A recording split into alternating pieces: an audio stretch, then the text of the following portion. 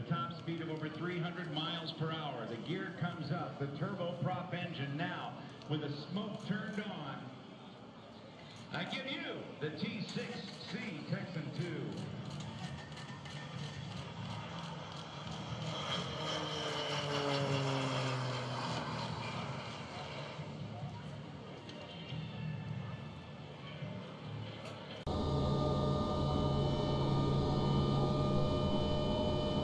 Okay, ladies and gentlemen, welcome to another simulation.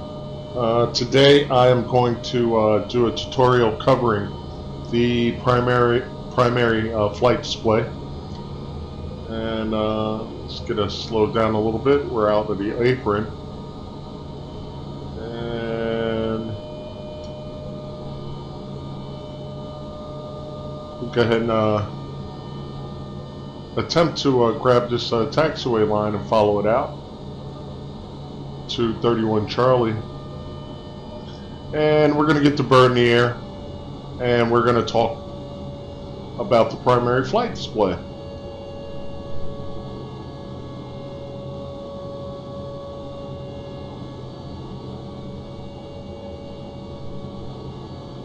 We're currently located at Columbus Air Force Base, Mississippi, which is an air education and training command base. So for all you undergraduate pilot training guys, this is possibly one of the bases, one of the air education and training command bases that you may be assigned to.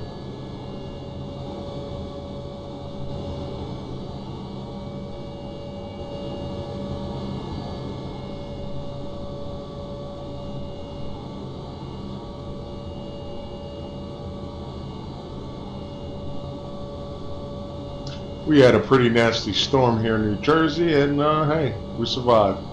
So here's 31 Charlie. We're going to pretend like we were clear for takeoff, and we're going to get the bird in the air.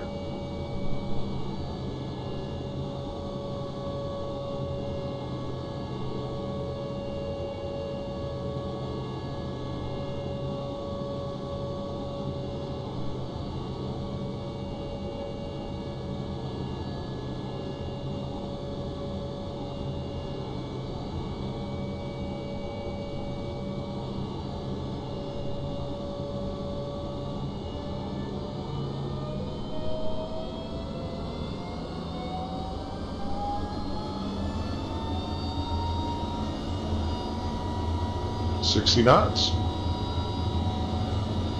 Rotation.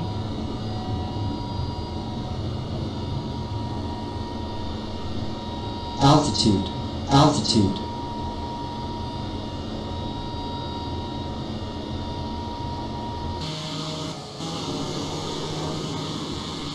Positive rate and gear up. And pitching for 140.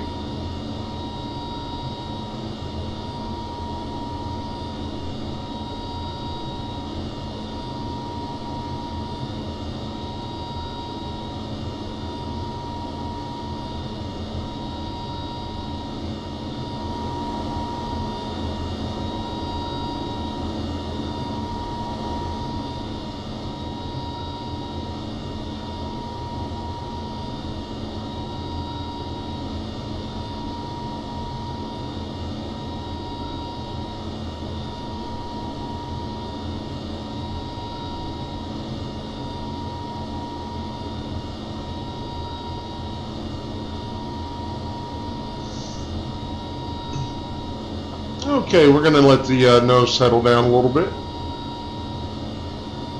and we'll get into our tutorial.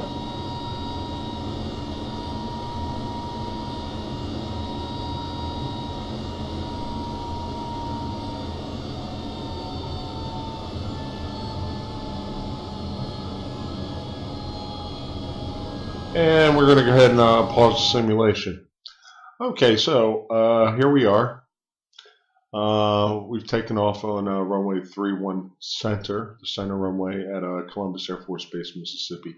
And basically what this tutorial is going to cover is the primary flight display, which is one of three multifunction displays. Here's one, here's two, here's three. So this is the primary flight display here in the middle. And what we're going to do is we're going to go to cockpit and we're going to go to center MFD. All right, let's go ahead and we will zoom in. Now,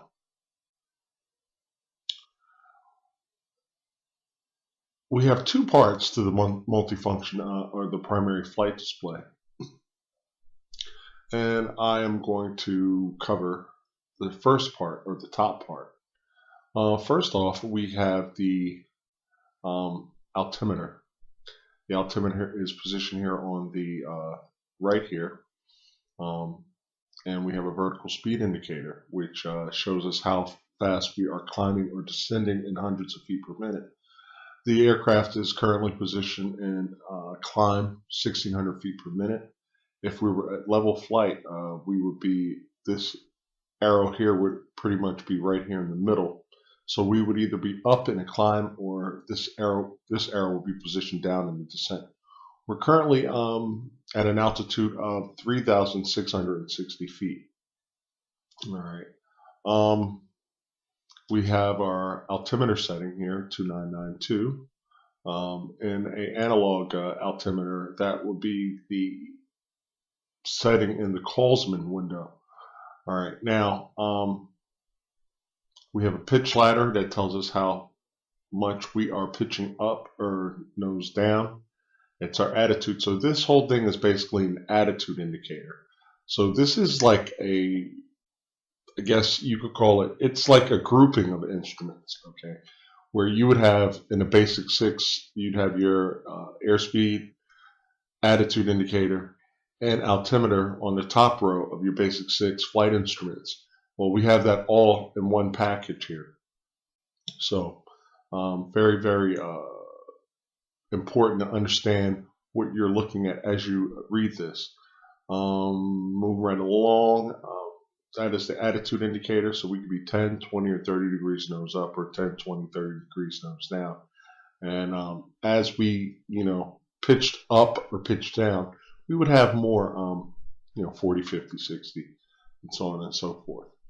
What else we want to go into? The airspeed indicator here, position, and it looks like a ladder on the left-hand side. We're currently at 172.5 and 173 knots. All right, not miles per hour, knots. Let's see. Let me just make sure I'm covering everything in my checklist here. We have a stall indicator. If we exceed 18 units of angle of attack, the aircraft will stall. What else? So that is the stall indicator.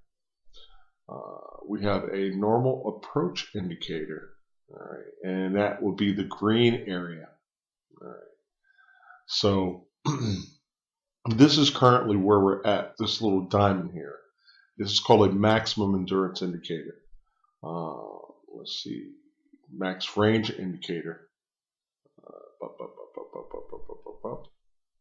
The max range indicator is here. So maximum endurance, maximum range. You would simply pitch if you wanted maximum endurance for the given power setting that you are at. And we have our Mach number. We are going 28.28 or 28% of the speed of sound. Okay, so not very fast. We're in a climb out. So that is our Mach number readout. If we come down, we have our true airspeed, 180 knots. That is our true airspeed. Over the ground, though, we're doing 179. So it's important for my API guys, everybody in my API prep course and undergraduate pilot training prep course, they know the difference between true airspeed and ground speed. All right. The turn coordinator, we have a side slip indicator, which is this little thingy right here. That will tell us whether we're side slipping the aircraft, which we don't want to do. We want to be in coordinated flight unless we're trying to lose a lot of altitude without the use of flaps. So we would do a side slip. As we come down, the primary PFD source, we could press this and we can change from VOR. We can turn it off. We can go to the flight management system. Back to VOR. Okay. And it tells you which VOR you have, 113.7. Alright. We can see the head of the needle and the head of the FMS. And we'll go into detail. We can also take our time out to set the heading bug or set the course. So, what else do I want to cover? And then we have our G meter, which tells us how many units of gravity we're pulling. All right, and we'll talk about limitations in the API prep class as far as positive G's and negative G's and things of that nature.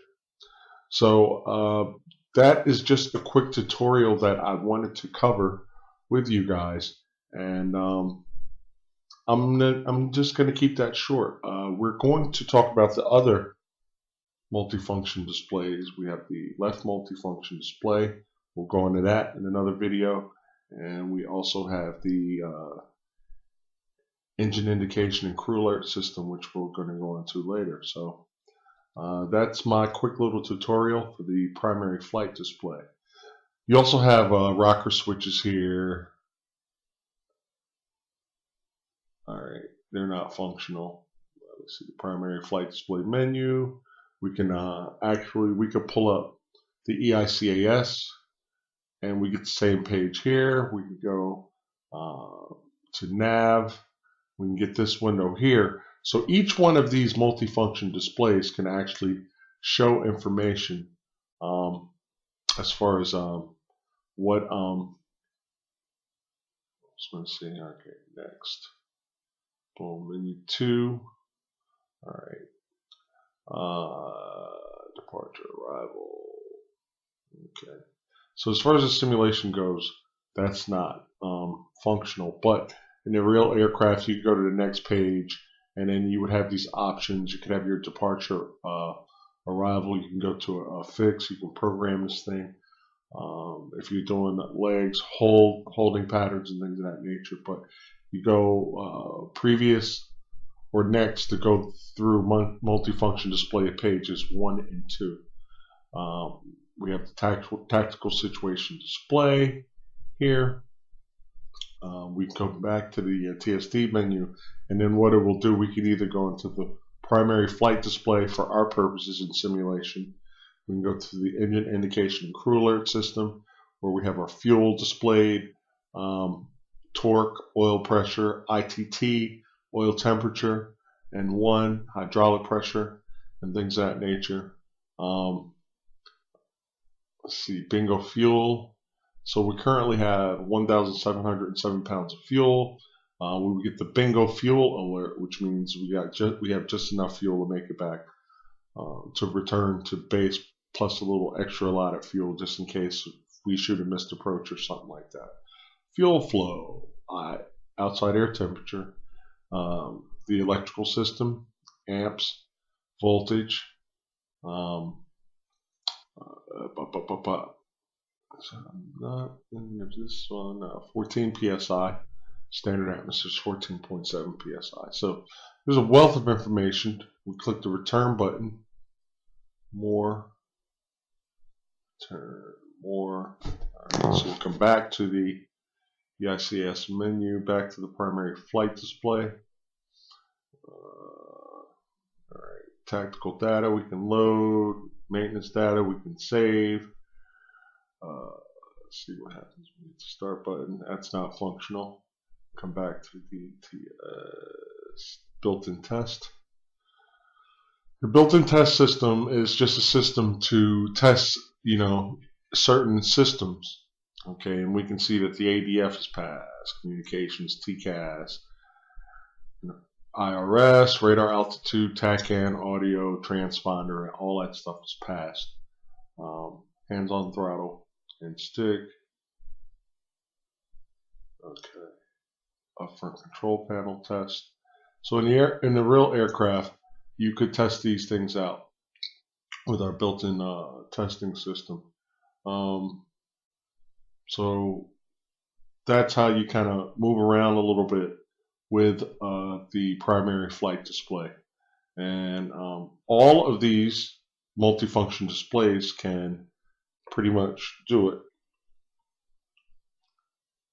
Like if we come here, the ICAS menu, we can put the primary flight display here. So you have the ability to move stuff around if you like. If typically, I think most pilots would prefer their primary flight display to be in the center. But if you said, okay, well, I don't want it like that. I want my engine info here, and then I want my primary flight display to be here.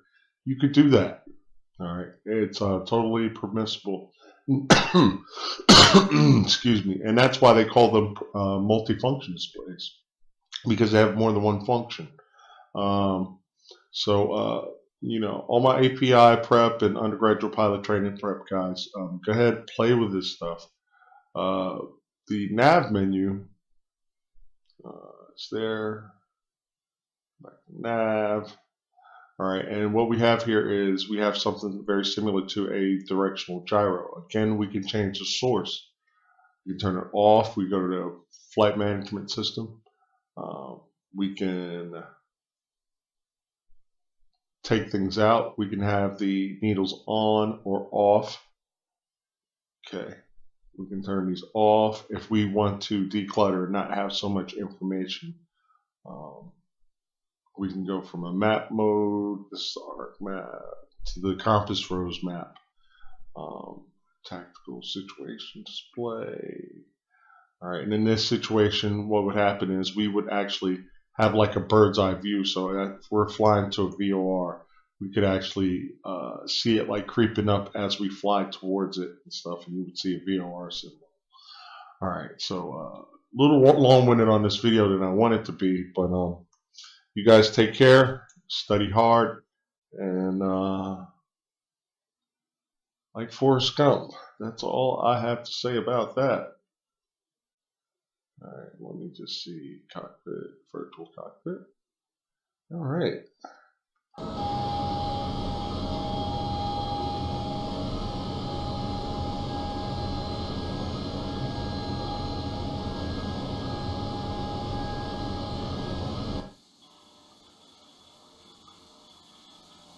Thanks for watching, guys. I'll see you guys later.